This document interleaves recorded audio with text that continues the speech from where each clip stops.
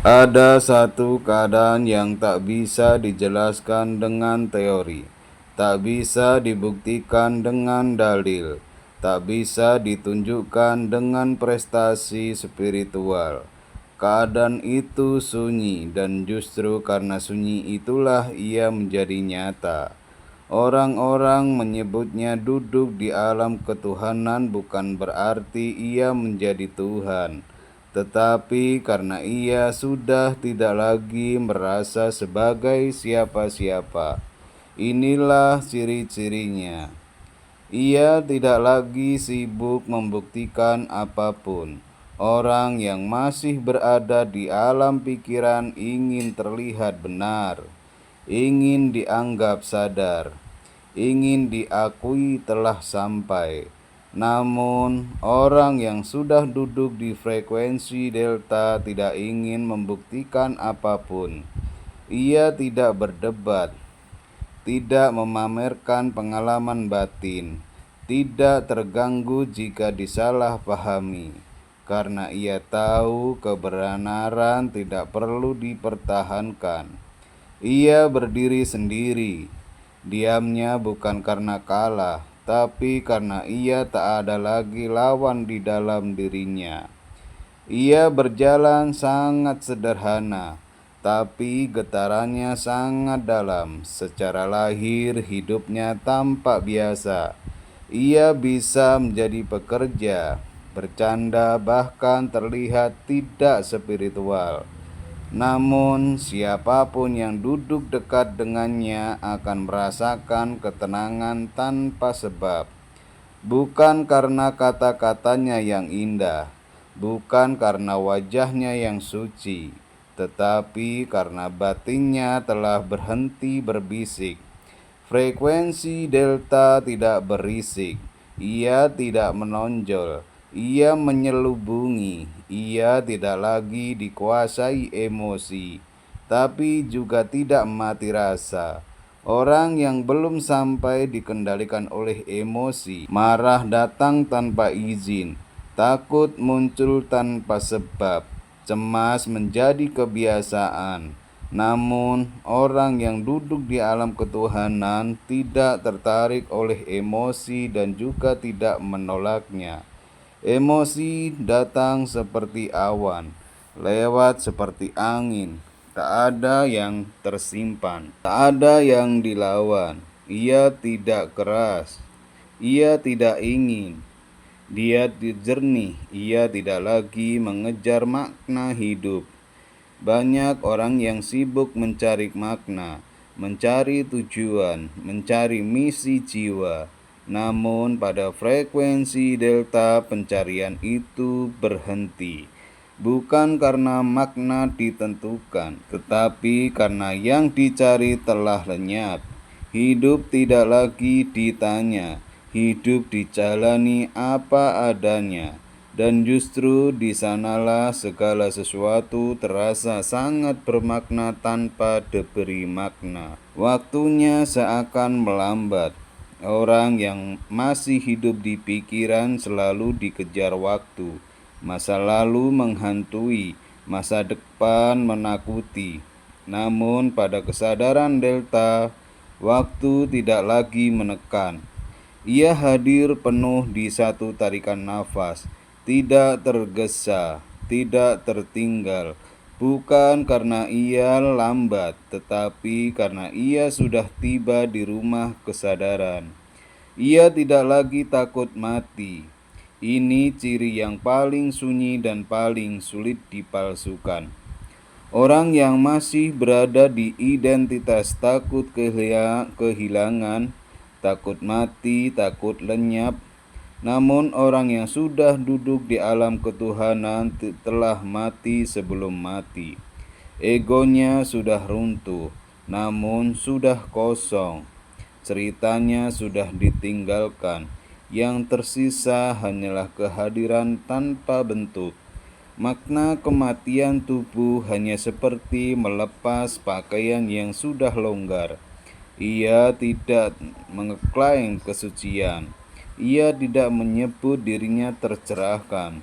tidak merasa lebih tinggi, tidak merasa telah sampai. Justru ia merasa sangat biasa karena semakin dalam kesadaran, semakin runtuh keakuan. Orang yang benar-benar hening tidak punya identitas spiritual untuk dibanggakan. Ia menerima dunia apa adanya. Ia tidak melawan dunia, tidak ingin mengubah semua orang, tidak memaksa kesadaran pada siapapun. Ia tahu setiap jiwa berjalan dengan waktunya sendiri. Ia tidak menyelamatkan, ia tidak menghakimi, ia hanya hadir, dan kehadiran itulah yang diam-diam menyembuhkan. Orang yang sudah duduk di alam ketuhanan tidak bercahaya secara mencolok. Ia menenangkan, ia tidak berbicara tentang Tuhan. Ia menjadi ruang tempat Tuhan berdiam tanpa nama.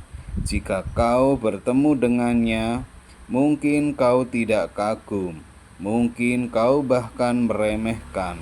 Namun setelah berpisah, ada sesuatu yang dalam dari dirimu yang hening. Dan keheningan itu bukan berasal dari dirinya.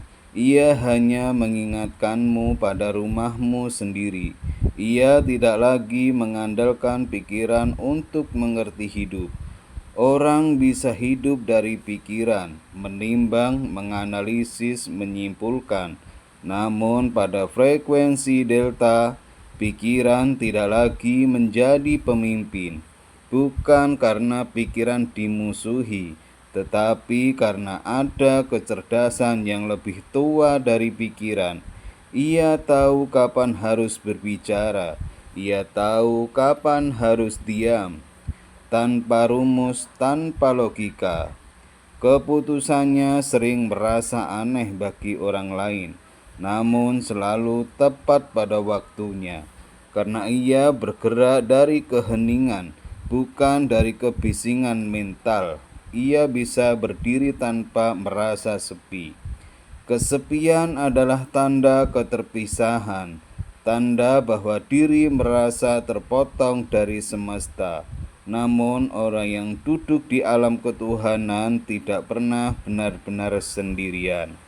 Ia bisa duduk berjam-jam tanpa distraksi, tanpa hiburan, tanpa pelarian, bukan karena ia kuat menahan, tetapi karena ia telah menyatu dengan kehadiran itu sendiri. Sepi hanya ada bagi ego. Ketika ego lenyap, yang tersisa hanyalah kepunahan tanpa objek.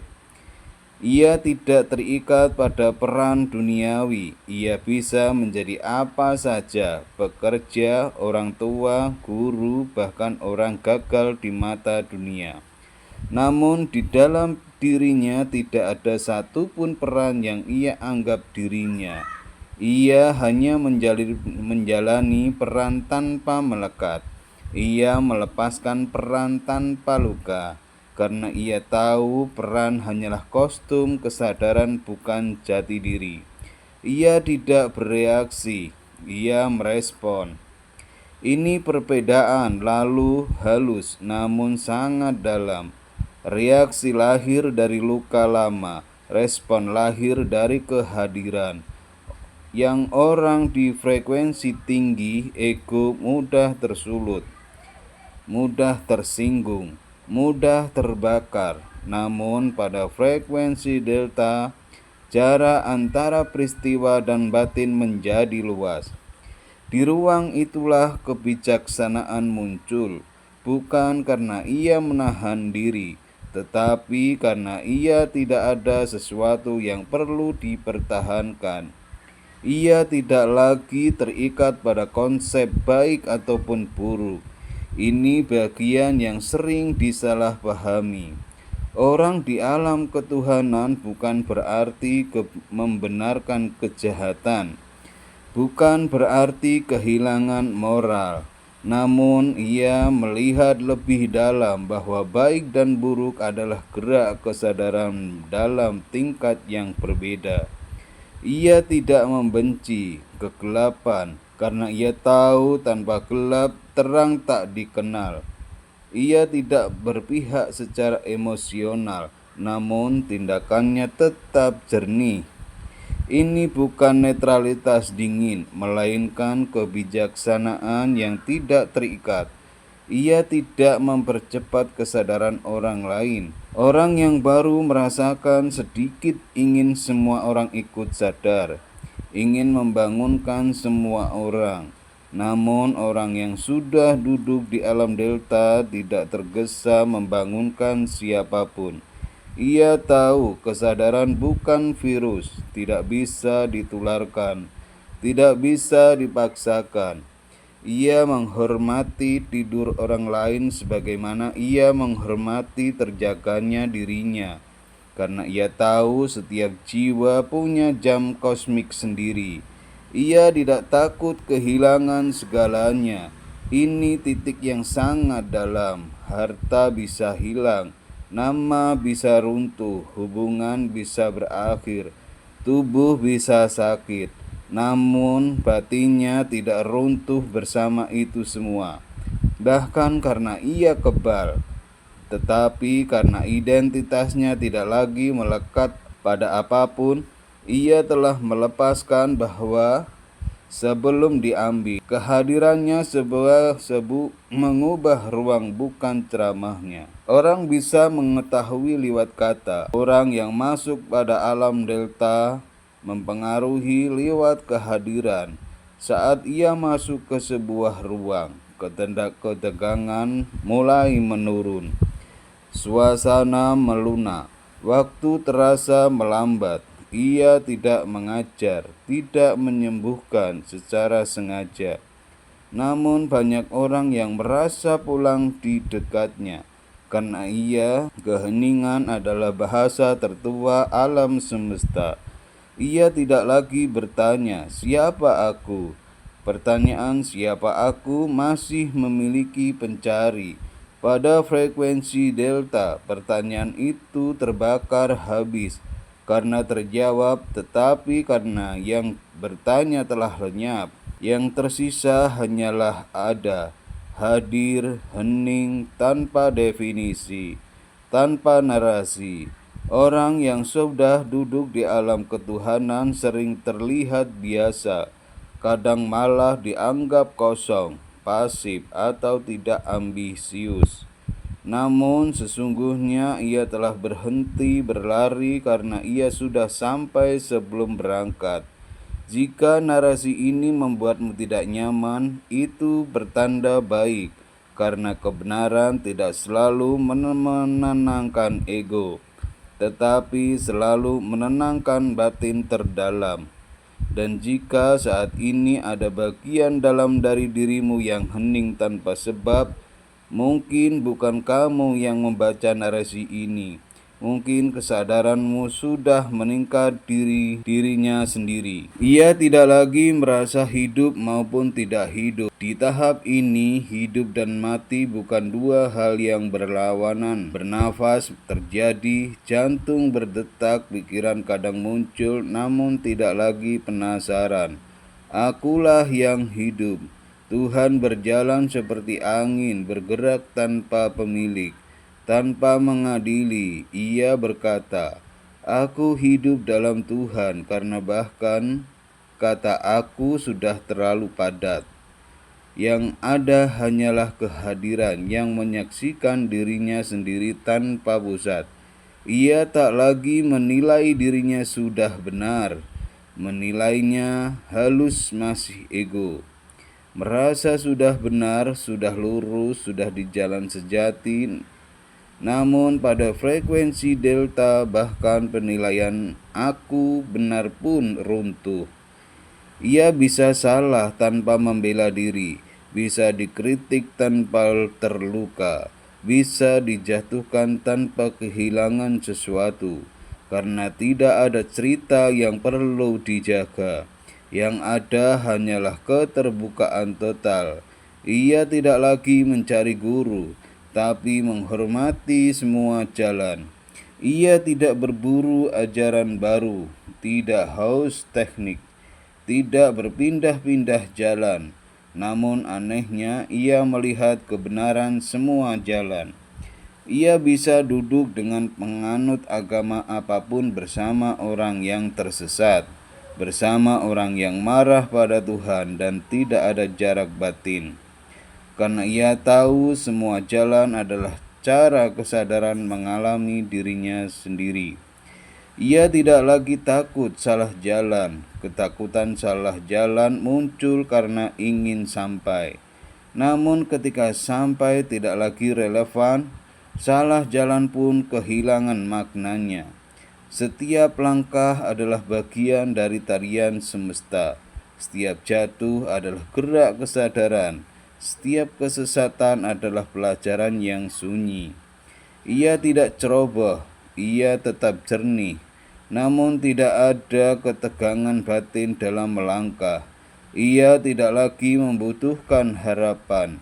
Harapan adalah bayangan masa depan dan bayangan hanya muncul jika ada jarak dari saat ini. Pada kesadaran delta tidak ada jarak itu. Ia tidak berharap dunia membalik, tidak berharap manusia sadar, tidak berharap hidup berubah. Bukan karena putus asa, tetapi karena saat ini sudah lengkap.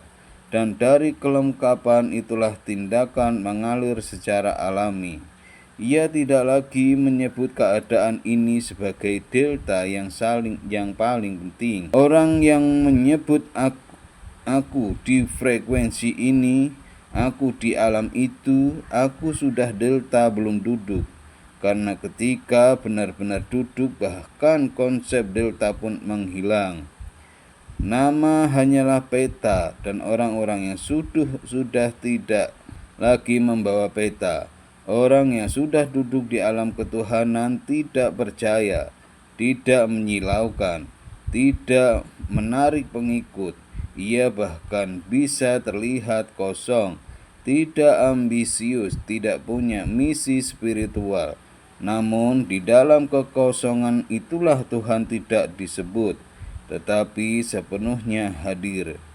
Jika sebelah pendengaran narasi itu kau tidak merasa lebih tinggi, tidak merasa lebih tahu, bahkan mungkin merasa tidak tahu apa-apa, itu bertanda baik, karena kebenaran tertinggi tidak menambah apapun padamu. Ia hanya menghapus apa yang bukan dirimu. Dan ketika semua telah luruh, yang tersisa bukanlah pencerahan. Yang tersisa hanyalah keheningan yang selalu ada, bahkan sebelum kau mencari.